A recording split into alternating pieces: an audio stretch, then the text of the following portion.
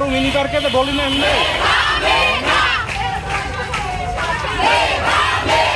দাঁড়ান দাঁড়ান দাঁড়ান দাঁড়ান দাঁড়ান হয়তো প্রধানমন্ত্রীর কাছে একটাই দাবি যে আমাদের এই বিষয়টা কোটা সংস্কার বিষয়টা নিয়ে সে একটু নিজের মতো করে বিষয়টা সলভ করুক, কারণ বিবেচনা করুক। কারণ আমরা সবাই জানি যে চাকরির ভর্তি পরীক্ষা হোক, চাকরিতেও সব কোটা মিলিয়ে 56% কোটা থাকে, তাহলে কি মেধাবীদের জন্য মাত্র 44%?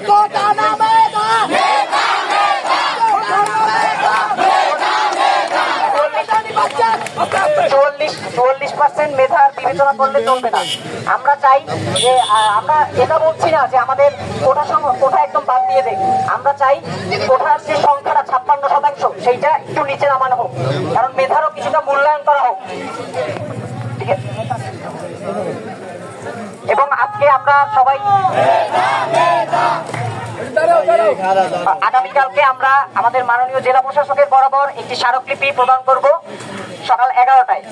আমি আশা করছি আমরা সবাই শান্তিপূর্ণভাবে আন্দোলন করব, কোনো বিশৃঙ্খলতা এবং আমরা কালকে স্মারকলিপি প্রদানের পরে ডিসি স্যারের বরাবর আমরা একটা স্মারকলিপি দিব, সেখানে আমরা সবাই আসবো, আসার চেষ্টা করব। কারণ এই আন্দোলন শুধু আমাদের আন্দোলন না, এই আন্দোলন গোটা বাংলার, গোটা ছাত্র সমাজের আন্দোলন, এই আন্দোলন। এবং এটা হচ্ছে বলতে গেলে